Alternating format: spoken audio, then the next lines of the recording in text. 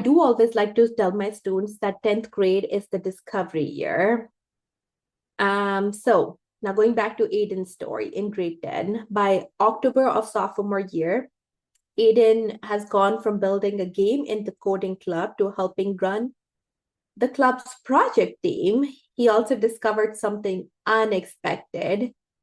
He cares about whether other people understand the code or not just whether it runs. He's now stopping to explain things to new members. His mom notices this and says, "You seem to like teaching it." Aiden shrugs. "I guess I do."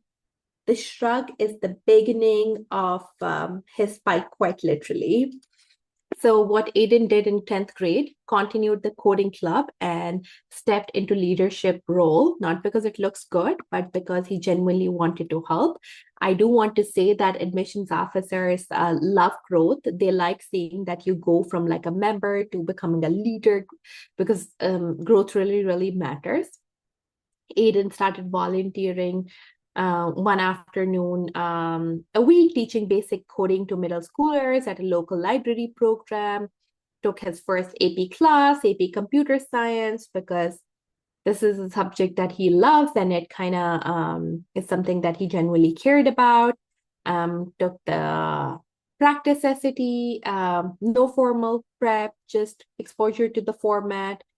Also had a brief conversation with his school counselor about his interest, the first of the several ones in the following years. I just want to sum it up here, what 10th grade is usually for. In the 10th grade, patterns should start to emerge. This is the year to look at what your child gravitates towards when nobody is forcing them, and then take one intentional step deeper in that direction. Not 10 steps, I would say one.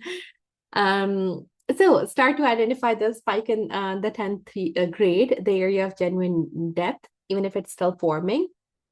I would say begin building visible evidence, a project, a program, a role that shows the interest is real, because admissions officers, as mentioned earlier, love evidence. Thirdly, take challenging courses that connect with the student's interests. Have the PSAT on the radar. It sets the baseline for the SAT prep. And I would also say, like, begin a loose list of college names, of course, not a finalized list, just schools that sound interesting to explore over time. Start doing some of your school research in grade 10 as well. So for parents of 10th graders, I would say this is the year to have one honest, calm conversation about the future. Not where do you want to go to college, that's too abstract and often produces anxiety. Instead, ask students, what do you find yourself thinking about when nobody's asking you to think about anything? And then listen to the answer, even if it kind of seems impractical. That is often where the spike really lives. Also, if your child has not taken the PSAT this fall, register them. The PSAT is a diagnostic. It tells you where they are and where SAT prep needs to focus on. So the checkpoints, end of grade 10, GPA stable, it's good. There's upward trajectory there. A clear area of genuine interest has emerged. At least one activity that shows evidence of depth through leadership, continuation, project. AP class selection is connected to interest, not just on how many APs I can take. PSAT has been taken, score reviewed, kind of have created an SAT plan, and then the casual college list of 10 to 15 schools has started. There's no pressure there, but I would recommend that some of the school research starts. If you're watching this as a junior or senior, here's the honest assessment. The discovery phase is over. You're working with what's there. The most important thing now is to look at the activities and interests you already have on the table and identify which one can be framed as a thorough line. You're not starting over, you're just finding the story in what already exists. So 11th grade is really the building year. Now, going back to Aiden's story, junior year hits Aiden like a wave. He's taking 3 AP classes, the SATs on the calendar. His teachers are suddenly talking about the letters of recommendations. His parents have found 7 college ranking websites. Everyone is tense. But Aiden has something a lot of his peers don't. A thorough line. The coding plus teaching thing that started in 10th grade has grown into something very visible, something very evident, which admissions officers really care about. He's now running the library tutoring program himself with 12 volunteers he recruited. He applied for and received a small grant from a local community foundation to build materials. He's been invited to speak at a school board meeting about digital literacy. When Aiden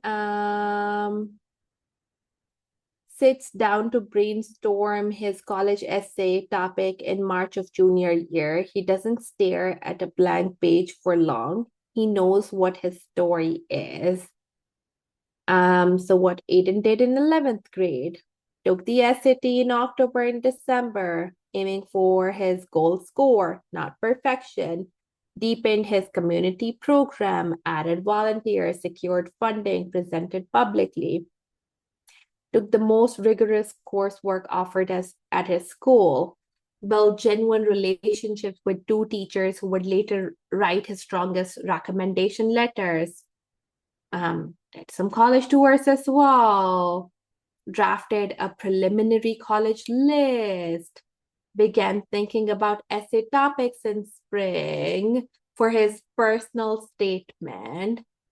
So, in a nutshell, what 11th grade is really for.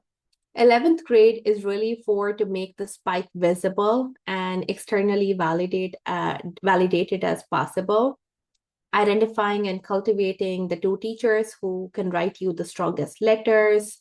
The teachers should know you, respect you, and have seen you at your best. And of course, you should have done very well academically in those courses as well, because admissions officers are always scanning for things like the exact student and the top 5% in the class, the top 10% in my class. And of course, you have to be there so the teacher can state that. Get your testing done. Aim to finish the SAT and ACT, and begin your school list construction. You should really look at the program strength, fit, and when building the school list, it's important that it's a balanced school list with reaches, targets, safety, schools in there. That is really the key. And also start like a brag sheet for your college recommendation letters. You can talk about the traits that you want the teacher to highlight. It's more like a cover letter that you can submit. So teachers can talk about some of the traits that you would want them to highlight in your recommendation letter. Some schools have like a different process for securing a recommendation letter where they give their own document, but some schools don't, where you can create your own brag sheet / cover letter and send it to the teachers for securing a recommendation letter as well.